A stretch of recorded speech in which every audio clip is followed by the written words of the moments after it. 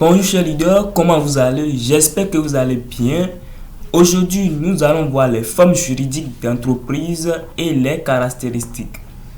Nous allons voir les formes juridiques d'entreprise et les caractéristiques.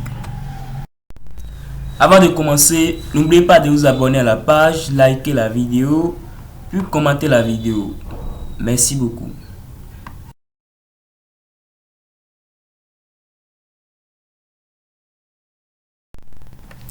Sans plus tarder, nous allons démarrer par l'entreprise individuelle. Quelles sont les caractéristiques d'une entreprise individuelle? L'entreprise individuelle a un seul propriétaire agissant souvent à titre de dirigeant. Démarche de création simple, rapide et peu coûteuse.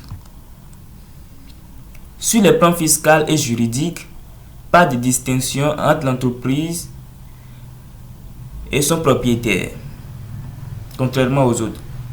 Bénéfice de l'entreprise ajouté aux autres revenus personnels sur la déclaration d'impôt personnel du propriétaire.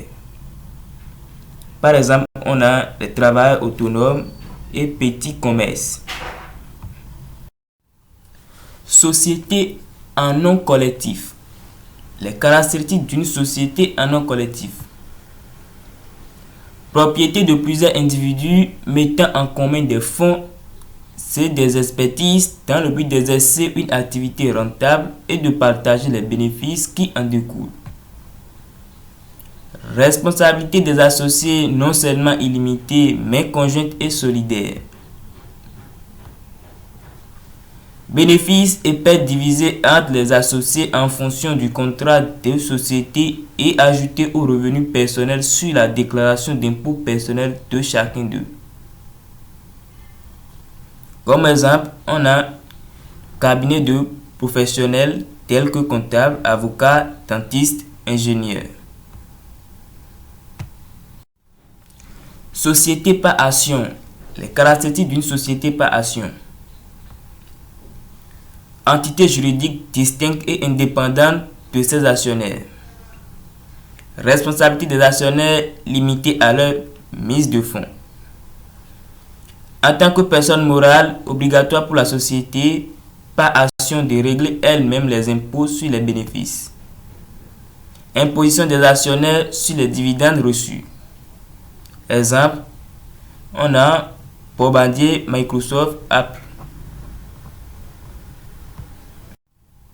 Coopérative. Caractéristiques d'une coopérative. Entreprise appartenant à ses membres qui utilisent un produit ou un service commun afin d'en réduire le prix d'achat ou le coût d'utilisation. Ristourne annuelle parfois disponible pour les membres. Possibilité pour un non-membre d'y faire un achat, mais sans bénéficier du prix de faveur ou, dans d'autres cas, sans toucher la ristourne que reçoivent les membres. Responsabilité de chaque membre limitée à la somme versée pour l'acquisition de sa ou de ses parts sociales. Exemple, on a coopérative étudiante. Merci beaucoup pour votre soutien et à bientôt.